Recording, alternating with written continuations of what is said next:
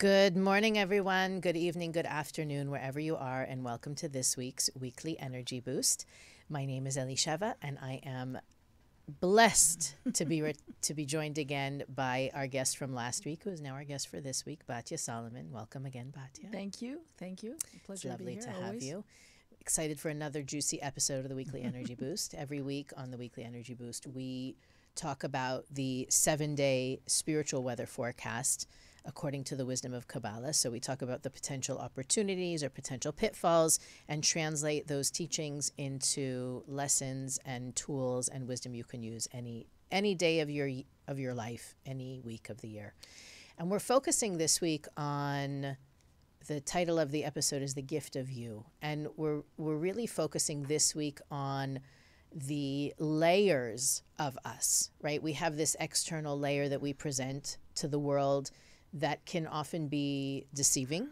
I think if we're honest, we do judge books by their covers. That's why people put so much time and energy into the covers of the books they publish. They wouldn't if it wasn't important to us. Yesterday, I forget who it was, somebody was telling me, they look at the shelf and they look at the covers and they decide which one speaks to them. So they're not even bothering with now that may be a good way to choose a book.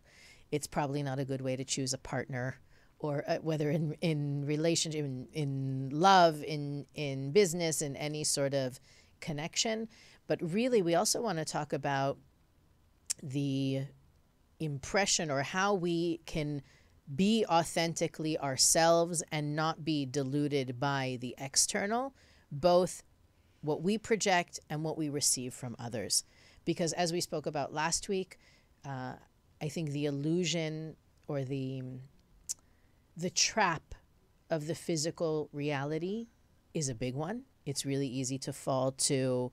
Last week we spoke about the illusion of the need of approval, that what other people think of me, perceive of me, and give me in return for what I give can often be more important than my long-term health, happiness, and blessings. This week it's really more of the judgment call that we can both make and prevent in terms of how we present the real package that's within us and how busy. I know, and I'm sure you also know, when our kids are young and we control what they wear, we can feel good about the image they present to the world. And as they get older, they start to control that image or, take over the, I don't want to wear that, etc. and so forth. I can remember myself thinking, I don't want people to think this or that about my kids, whether they're wearing wrinkled clothes and they think we don't launder, or we do launder but don't iron, versus even other worse things that I didn't want them to think about me as a result of what my kids are wearing. And I think I don't think we've ever had the opportunity on Weekly Energy Boost to talk about image, the image we project, having that affinity, that alignment between what's on the inside and what's on the outside, and also the way that we take, or it sounds like I'm talking about undressing other people. That's not really what I mean to say, but when you meet somebody, do you write them off by what they're wearing or how they look or how they present themselves, or do you give them the chance and do you look deeper?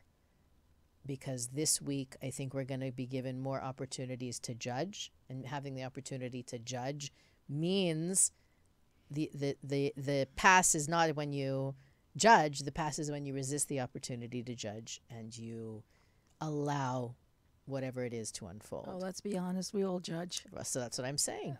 Yeah, and we all judge our books by our covers initially, but then we have an opportunity to be conscious and then decide, I'm going to get past the cover and see what's inside. However, we're raised in this society to just many times just stay with the cover and don't even look in the book. It's funny. I just read something that says that most people subconsciously judge other people by their shoes. So if you want to make a great impression on people, make sure that if you're on a limited budget and you're not sure what to spend your money on, spend it on a good pair of shoes. We could start off with that. That's a good message for me this week as Well, it makes a lot of sense in a way, because what are shoes? Shoes are malchut, as we use Kabbalistic terminology, meaning our connection to this physical realm. It's the foundation on which we stand. How much time do we really invest in our shoes? Because to me, well, so this is ironic really that you bring that up. Pisces, every feet sign, issues. every sign of the zodiac has a body part that gives them challenges. For Pisces, it's our feet. So for me, shoes are a really big deal. And I don't get shoes often, and I don't take the purchase of shoes lightly, because my toesies are so sensitive, and I tend to That's funny. get hurt easily. So my shoes need to be good, strong, You know, it's funny. You should Please say that. judge me by my shoes, or is what I'm you know, saying. it's really funny. The first astrological reading I got in the center many years ago, and the astrologer told me, Kabbalistic astrology, the only one who's ever told me, she said, well, I have something in Pisces in my chart. And she said, you have issues with your feet, which is true. And I never I made that connection. But I, too, have those challenges with shoes. I don't wear high heels. It's not worth it. Me neither. AKA, listen to the previous week's podcast. I don't care what people think about me, if I'm wearing heels or not. I would much rather be comfortable. And I was a teenager. I did wear heels. It was a torture. And why? Because I wanted other people's approval. I wanted to look good. You know, teenagers go through that, I think, more than anybody. In the young adulthood. Hopefully, we'll grow out of it if we haven't yet. You know, it's a goal to put on your bucket list to grow out of that, meaning approval, what other people think. Yeah, so shoes are really important. And I tell you something, when I wear a good pair of quality shoes, expensive shoes, I feel good. And when I feel good, I emanate self-confidence, and I emanate abundance. It really is a big deal. It's not something that is, just do it for show. Do it. If I wore a pair of heels, I would be suffering, and that would be for show. But if I wear a good pair of quality shoes that, are fashionable, to my taste, that I like, I feel good in it, that it makes all the difference. And it's not being selfish if you're thinking, that seems like such a selfish, self-absorbed thing to do. Not at all, because if my feet feel good and I feel good, I have so much more energy to be creative with, to share, to add value to other people's lives. But if I'm suffering physically in my shoes or in my clothes, or they're too tight or whatever, because that's the fashion or that's what I think other people, I want to impress them, then I really am sabotaging myself, because then I can't really be there to be a channel for other people to add value and create a win-win situation. I read something beautiful that many, many years ago that I use as my compass in this conversation, and that is, when you buy flowers or you pick flowers, you don't come home and throw them on the table or leave them in the newsprint that you wrapped them in or bought them in. You find a nice vase to put them in, or vase. And to me... Depends how expensive it is. Exactly. So to me, what that says is that the container, it deserves to be something that brings out the best of what's inside it. Absolutely. And that is my gauge. By the way, I'm with Batya 100%. I will never wear something that's uncomfortable. There is nothing more difficult for me than pretending I'm okay when I'm feeling constricted by something. But at the same time, having that mindfulness of knowing that what I wear or what I clothe myself with, and that can be a lot of different things. I don't think it's only about clothing, although we're definitely putting a focus and emphasis on that today, is that it should be worthy of what is inside it. When I think of clothing, I think of layers of energy. Let's think about this. Our true essence is immaterial. Who we really are, our soul nature, is truly immaterial. And so in order to, beyond the scope of this particular episode, but in order to do our soul correction, we incarnate into this planet and we lease temporarily an earth suit. So our bodies are really our virtual reality suits that we're all walking around in. unfortunately, we over-identify with the suit, and when we do that, we're actually not utilizing our earth suits to their maximum capacity. And there should be a separation between who I am and the suit I'm wearing. But the one interesting quality about our earth suits is that they reflect our subconscious mind. Our body is our subconscious mind. So we wear our bodies. We are not our bodies. So let's get that straight from the beginning. So who we are is we're infinite beings. We're wearing, the first layer of clothing is our bodies, is our earth suits, our virtual reality suits that blocks out 99% of the true reality of limitless abundance and love and all great things that are beyond your wildest imagination.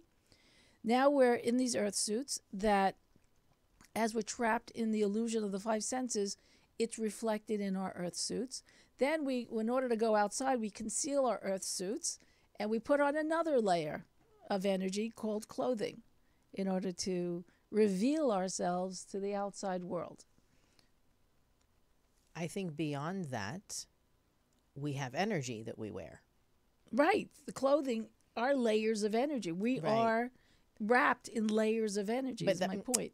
I'm saying to support your point, you can have a person who is wearing, who looks stunning, perfect, dressed to a T, to the nine, sorry. And both expressions are correct. Both expressions are correct. Mm-hmm. Okay. To the nines, I like that better. It makes me feel older. But they look terrible because their energy and their look aren't in alignment. Well, have you ever met someone who initially didn't look that great, but as you got to know them, they got better looking? And then the opposite. You meet someone who's really stunningly gorgeous, and as you get to know them, they get less and less attractive for this very reason. Exactly. And so that's why we want to, this week, take the opportunity to have that honest reflection, not only with ourselves, meaning, why do I insist? You know, a lot of people have a look. That's true. Right? Now, according to what Batya shared before, that look is often dictated by our energy, right? So meaning our subconscious mind is creating that look. A person can be, again, in a suit and tie and, you know, be dressed impeccably and look like, I don't want to sound so insulting to anybody, but can look unkempt, let's say, even though their clothing is of a high quality and looks great. Meaning we want to resolve the dissonance that might be taking place between the inside and the outside as well. Well, you know, it says in the scripture, it says the ark, right? So you have the closet, and you have the inside the closet where the tablets were kept, or the box, let's say, with the inside the closet, with the tablets, right, that Moses brought down from Mount Sinai, that they were, and the way it was constructed is it had gold on the outside, and the instructions were also to have gold on the inside. And the question is, why would you spend the time and the money to put gold on the inside of something that nobody's going to see? They're all going to see the outside, so certainly you want to impress everyone with the outside, but why put the gold on the inside? And the idea here is, for us, is that we want to not only dress to impress ourselves and other people, but we want to come from even more than that. It's that when we try to present ourselves to others different from who we are, it doesn't work. It's again, I love this expression. It's not going to end well. Well, no, you say all the time. Because there is a dissonance. There is a dissonance. So the idea, the goal is to strive. I'm dressing well for me as well as I'm dressing well for other people. Because when I dress well for me, I feel good. When I dress to my style, let's say, I'm known as someone who likes to dress in the classic style. You know, we once had this woman, a good, very, very wonderful person. Stylist, yes. And she, you know, we were talking, and she was talking to different teachers about, improving our dress and whatever. And, you know, we identified that my style is classic. I like the classic style. And when I'm wearing a classic style, I feel good. But if I'm wearing a different style that's not me, I have a friend of mine that when we go shopping, she likes the grunge look. And every time, we go shopping, she thinks, oh, you should dress younger because everybody, the younger generation's wearing the grunge look. But I let her convince me every once in a while. And I come back and I'm going, you know what? It doesn't resonate with me. I just don't. Maybe that's in style, but it's not in style for me. I prefer, a classic style that just fits my personality. I feel good. I feel I'm in the flow. And the more you're in the flow, the more that you're honest with yourself, the more that you're loyal to your actual tastes of who you are and what you are on the inside. And the more you let that shine on the outside, the more at peace you are. The more things flow for you. Life is better for you. I know it sounds like a little mundane. I'm talking about clothing. Yeah, because everything has energy. Everything has consciousness.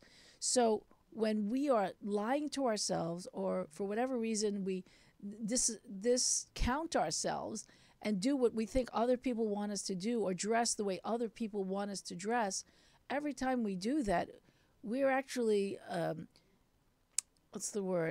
contracting or building spiritual plaque, which makes it harder and harder to feel at peace inside as well as outside. So clothing is really no joking matter. It really is insignificant or, superficial.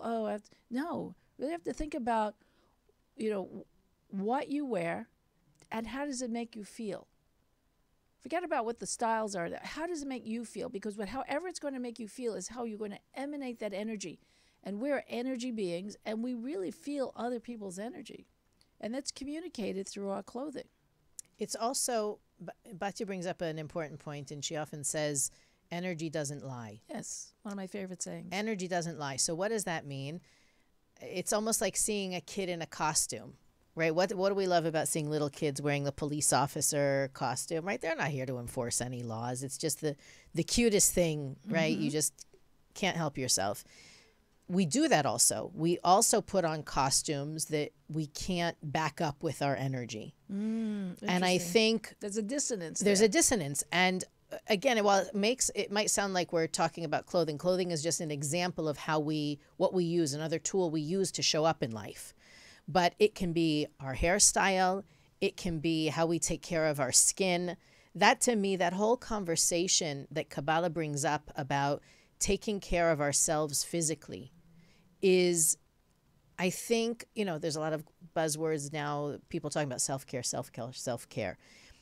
Going back to the vase metaphor, it's really, in order for us to truly express with integrity and authenticity the unique light of our soul, our external selves need to be, I don't want to use the word taken care of, it's like they need to be treated with the same respect and reverence that we would our spiritual selves. Well, that speaks to our self-esteem. This brings up a lot of painful memories for me.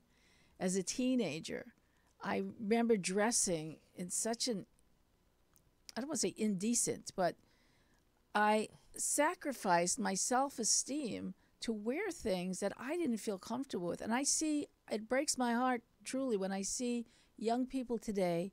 I see these girls that are dressing way too provocatively, and they're doing it for what? They want attention, they want approval, and you can see that they're even uncomfortable in what they're wearing, but they've been taught to disconnect something inside them that really lowers the self-esteem. The self-esteem takes a real big beating. Kabbalistically, we talk about clothing and modesty. And I think modesty has really gotten a bad rap. In the fashion world, it is in high fashion now. Is it really? Modesty. That if you look at the red carpet, there's much more. It's something I was reading. Concealment? There's much more concealment. This is what I wanted to bring up. There's much more, the high necks, the full sleeves, the long dresses without the slits that come to the hip kind of thing, that people are going back to vintage cuts where modesty, in 100 years ago and back, modesty was a virtue. Right. Modesty is still a virtue. Yes. Batya Yes. took the words from my mouth. Modesty is still a virtue. And when Yes. I was one of those young people when I came Oh, to God. I was study so at the Kabbalah immodest. Centre. Oh my God, it hurts. And when I heard the idea, Batya touched on it a little bit, I want to flesh it out a bit, the idea that concealing is actually revealing. Yes. When I heard that concept, and I really asked somebody to explain it to me because it went against everything I thought I was supposed to be doing, which I think the motive that we want to get rid of this week. Don't do anything because you think you're supposed to be doing it. Right. One of the teachers explained to me that if you want to bring out and to strengthen and to emphasize a quality, any kind, physical, metaphysical, emotional, whatever it is, you conceal it. It's a paradox. It's a paradox, right? So if you want to accentuate your wisdom, don't stand on a podium and preach to the world all the wisdom that you know. If you want to, I don't know, grow your income, don't brag about it. Right. The very, very obvious ones about concealing that which you want to grow. You know, concealing is more of a container. It's like a treasure chest. If you have something that's valuable, you don't want to go around, you know, displaying it to the world. You really want to hold it precious to yourself. And that certainly applies to our bodies. Again, it hurts me. I see, especially women, I think, you know, we've been groomed, unfortunately, over the years to like, if you've got it, flaunt it kind of thing. And, you know, if you've got it, hold it dear and precious to you. It makes you more alluring. Actually, it's the opposite. It makes you more alluring. I remember two sisters. I went to a wedding, I think it was. Anyway, so there were two sisters. One was spiritual and one was not spiritual. And you can tell. This sounds like a tale, a fairy tale. No, I know, but it was true. It really happened. So one sister studied Kabbalah, the other one didn't. And the one sister that didn't wore a very revealing outfit. They were both of equal, you know, beauty, let's say, if you wanted to give it a standard, a measurement. But one wore a very revealing outfit. And so there was nothing left to the imagination. Just let's leave it like that. And the other one wore a very classic, not even classic, but, you know, she wore a very modest outfit, you know, but her figure, it highlighted her figure. When right. The other one was like, here, like I'm on the street, take me kind of thing. And it really, when you put the two sisters together, you could really see the contrast there. One immediately, without trying, you know, you kind of she devalued herself by exposing herself too much. You know, they say the emptiest person in the room is the loudest. Well, so that was my point. Yeah. That if you walk into a room full of people, the ones who pique your interest are not the ones who don't shut up. Right. They're the ones. They're reserved. And not from, this is not a podcast that we're telling you now, shut up and sit in a corner by yourself. And get dressed to the... And, you know, wear what do you call it, a habit. Don't wear a habit and sit in the corner quietly. That's not what we're saying. The first point we made was about the affinity, the alignment that this to me is one of the most beautiful teachings of Kabbalah as well, that our part of our work as human beings in this reality is to align our insides and our outsides. Exactly. That we will be the same person on the outside as we are on the inside.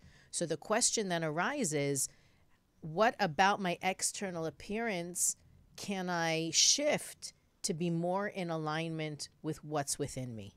Right. That's really the question we're asking this week. How can I match up? And by the way, this is one of the funniest things. I was thinking if we had this episode 3 years ago, before everybody started working from home and socializing less, everybody's in their pajamas now. Exactly. Everybody's in their pajamas now. So, or let's say pajamas from the waist down. Somebody told me last week they wore the same shirt for the last 2 years, but 20 minutes, 40 minutes every day. So they didn't even need to wash it. Right. They just put the button down on and take it off for every meeting. That, I think... I want to make this point as well, and I think we said it a little bit with the shoes. It is possible both to look good and be comfortable. Mm-hmm, and whatever backward training that some of us may have had, that in order to look good, you have to suffer. Exactly. Take the corset off. Nobody ever went out with anybody because they had a good corset. Right. And by the way, it still exists. People still wear them. corsets. It's just horrifying. But the big underpinning for this week is about matching our insides and our outsides. You can't fool anybody anymore. But you know what's really interesting about the lockdown, right? So everybody's home for the last year or two, and it's almost as if spiritually there's a quiet revolution or evolution happening, because people are not buying all of their outside glitzy outfits. It's like everybody's now become more real.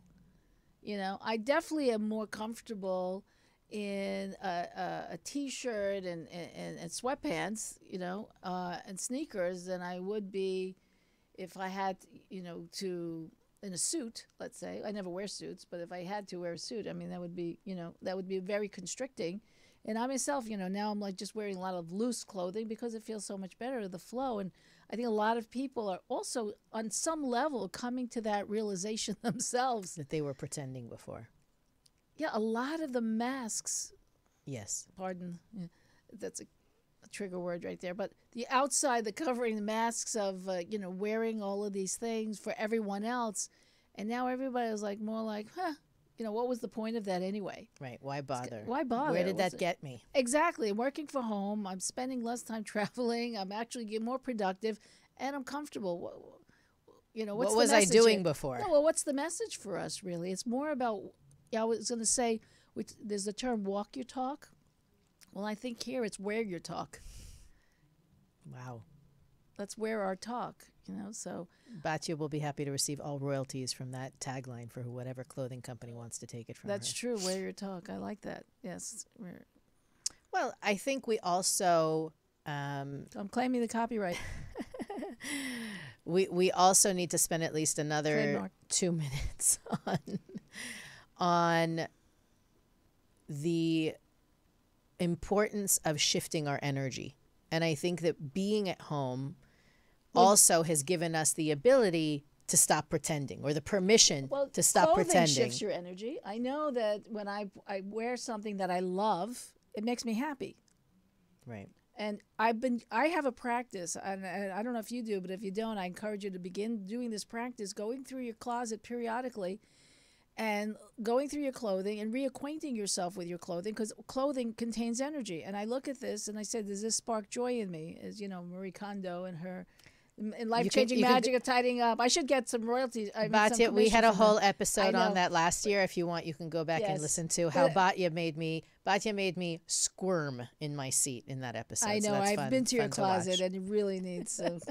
I'll come and help you. I've done it. I definitely took some of your advice. I think it sounds to me you could I use gave more away of my advice. 2 bags of clothing since we last spoke. I'm just saying, it feels so good. It's like getting a haircut. You know, when you cut your hair, there's something about like the energy, like just drags down. You get a haircut, it feels so much better.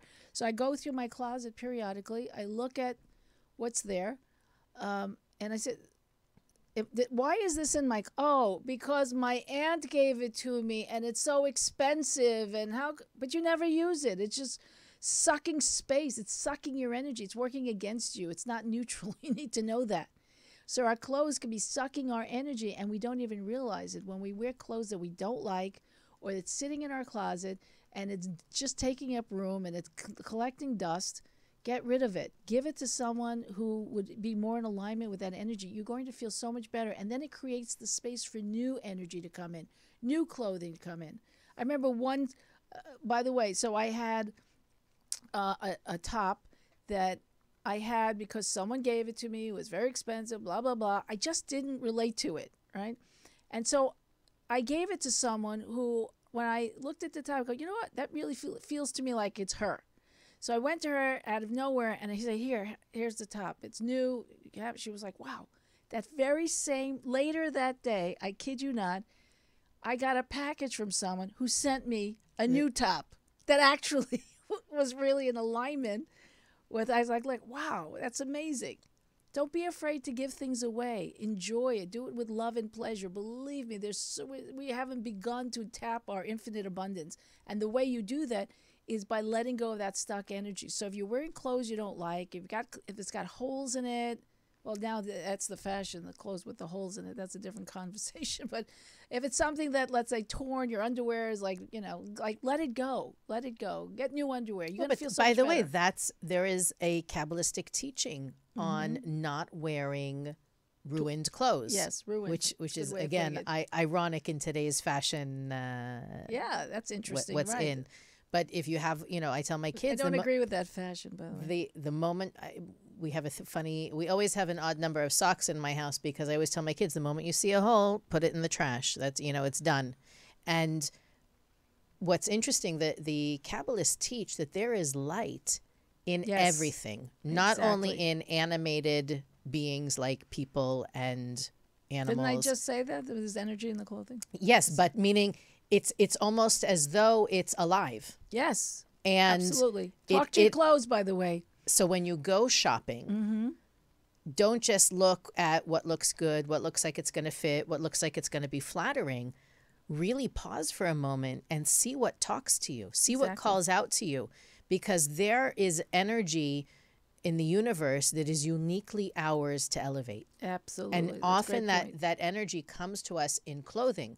So the same point, or the end of that teaching, is that it is possible for a clothing to finish its lifetime. It can be done. Yes. And it's okay to let it retire. I know I like to give away my clothes, and I know that my clothing will continue on when I don't need it anymore. But I also can tell you, I found a hole in a sweater I wanted to wear today that's not fixable. And I said, you know what? It's gone to pasture. It's done its work in this world, and I need to let it go, maybe recycle it for the fibers and whatnot. That's a whole other conversation. But the idea that even a plate has a life expectancy, a sweater, a T-shirt, a sock. If your plates are cracked, you should get rid of them. Exactly. Glasses, cups, plates. Exactly. Believe me, you're going to feel so much more prosperous when you do that. Even if you have one left and it's whole, it'd be way more. You elevate the energy more, and you create a bigger platform to receive more when we purge ourselves of things that are broken or that we just don't feel 100% good about. It's really a wonderful I'll tell thing you to an do. interesting story about talking to your clothes. Many times, even in your own closet, when you're sitting there and thinking, what should I wear today? I can tell you personally, I'm typically motivated by ease and comfort and temperature, right? I'm going to wear something warmer if it's it's colder outside and whatnot. But every so often, I do remember to pause and really let the top call me rather than me pick the top. And what I find that's interesting about that, especially in classes, when I have to give a class, and I think maybe that's when I'm more mindful, because I realize there's going to be a lot of eyes on me, and I want it to be pleasant and, attractive and calming, and I have all these different factors I'm looking for. Sometimes a person who needs to have a conversation with us, let's say at a party, is going to notice us because we wore that top. And the top was calling to us because it knew that person was going to approach us because we were wearing it, and needs to have that conversation, meaning the energy intelligence of the sweater is activated to attract you because it's part of the mission for you to connect with that other person. Well, the light in the sweater. Right. Yeah, this is, meaning that energy is in the sweater, active. inherent in the sweater. Right. Yes. Definitely talk to your clothes, talk to your home. I do. I talk to my home, I talk to my clothes. First of all, your clothes last longer and look better, FYI, just saying. And also, when people come to your home, and they feel the harmony that you have. They walk in and go, wow, I feel so good here, because you've created a relationship with your environment. By the way, I don't know if we said it yet, but I just want to make sure I drive the point home that to look good is not a selfish thing to do or a self-centered thing to do, especially if you're looking good in order to, as an act of sharing with other people. Do you really want to look at a grungy, dirty, stringy-haired person sitting there with their dirty, smelly clothes?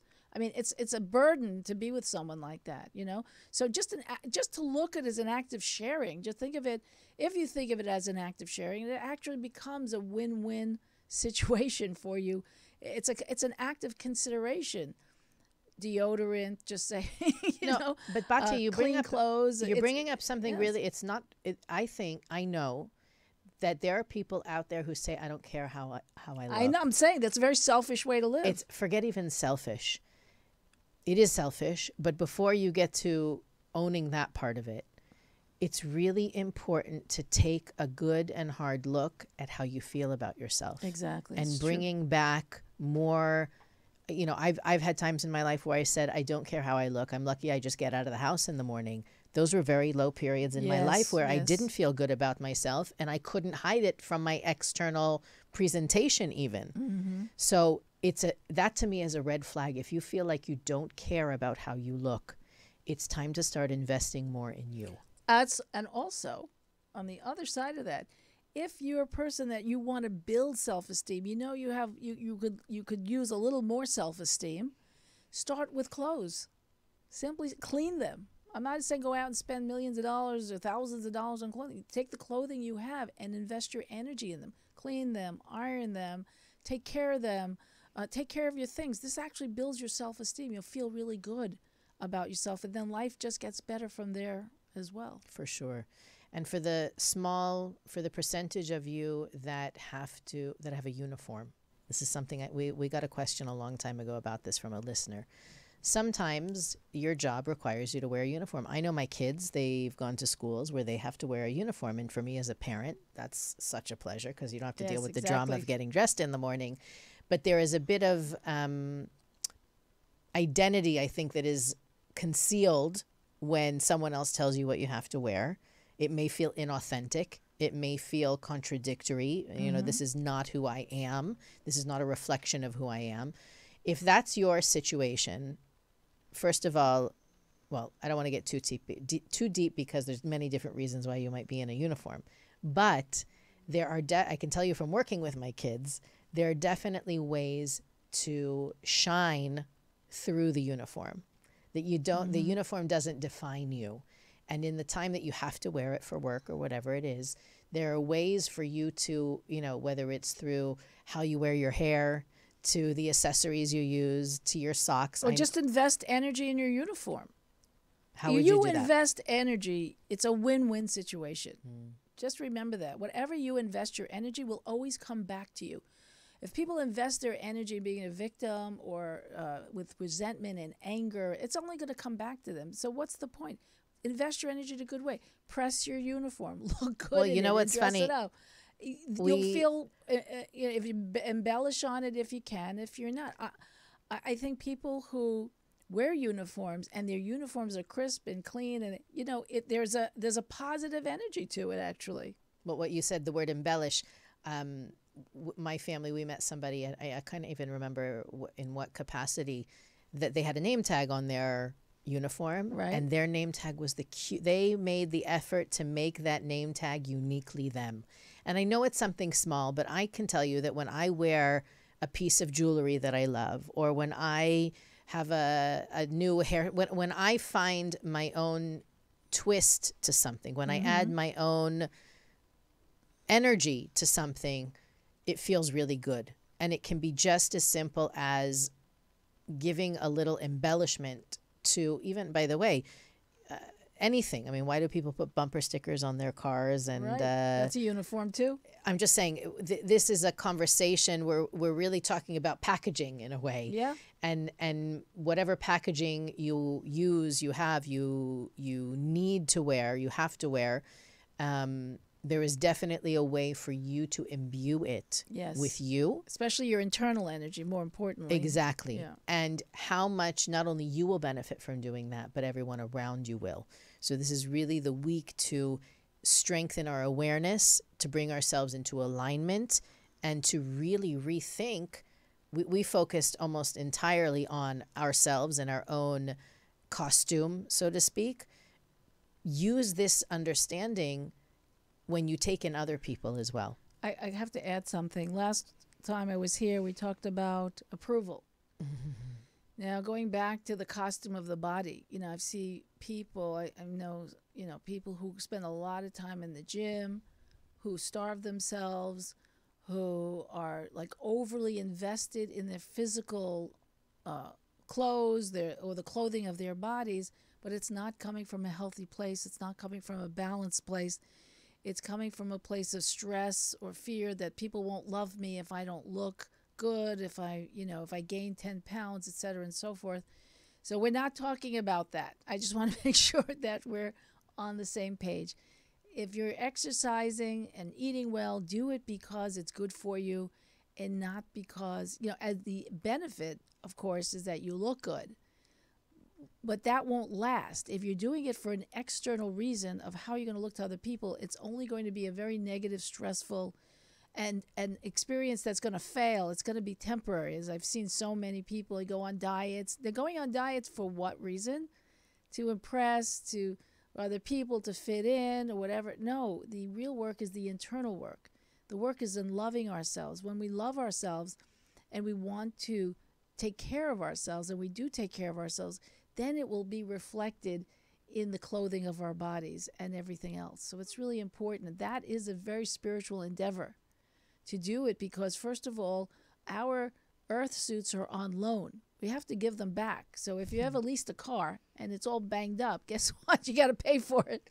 So when we give it back, you know what they say, always when you borrow something, always give it back in better condition than you got it. Something to strive for. It's so, what you said is so true, Batya, and I think there's a lot of dissonance that happens when you take on a spiritual path until everything comes into alignment, and I think our bodies are often the last part of our lives to come into alignment.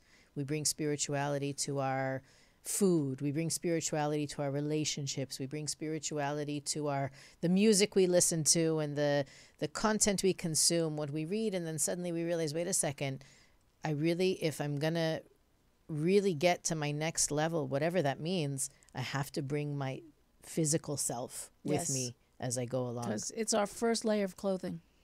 Wow. So, Batya, again, thank you for joining us. This was a very special episode for me, and also to have you 2 weeks in a row is an added bonus and blessing. It's a big treat for me as well. We are on all podcast platforms. Maybe before we'll edit that word out. Anyway, no, I'm kidding. We don't need to edit it out. I wanted to give you a chance also to remind everybody your Prosperity Principles class. Yes, on Kabbalah.com. It's the only way you can watch it. It's every week. Wednesdays, 4 p.m. Pacific time. You can figure out the math from there, followed by a live Q&A. And then I have a second live Q&A on Thursdays at 12 p.m. Pacific time. You can get all the information on Kabbalah.com. Love to see you there at the live Q&A. And by the way, you can try Kabbalah.com for free if you're not a member already. And Batya's class would be a great place to start if you're interested to test drive it. Can they get the recordings also from previous classes? Or yes, when you go on, for like the last 4 weeks before or something like that. Okay, so you have the opportunity to test drive episodes. multiple episodes as part of your free trial. Mm-hmm. As I started to say before, you can find us on all podcast platforms as well as YouTube, Facebook, and Instagram. You can follow us on Facebook and Instagram. We post additional content there if you're interested in having more reinforcement every week to the episode that you hear or watch.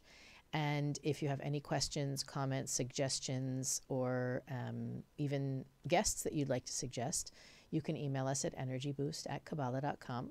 Have a fabulous, aligned week.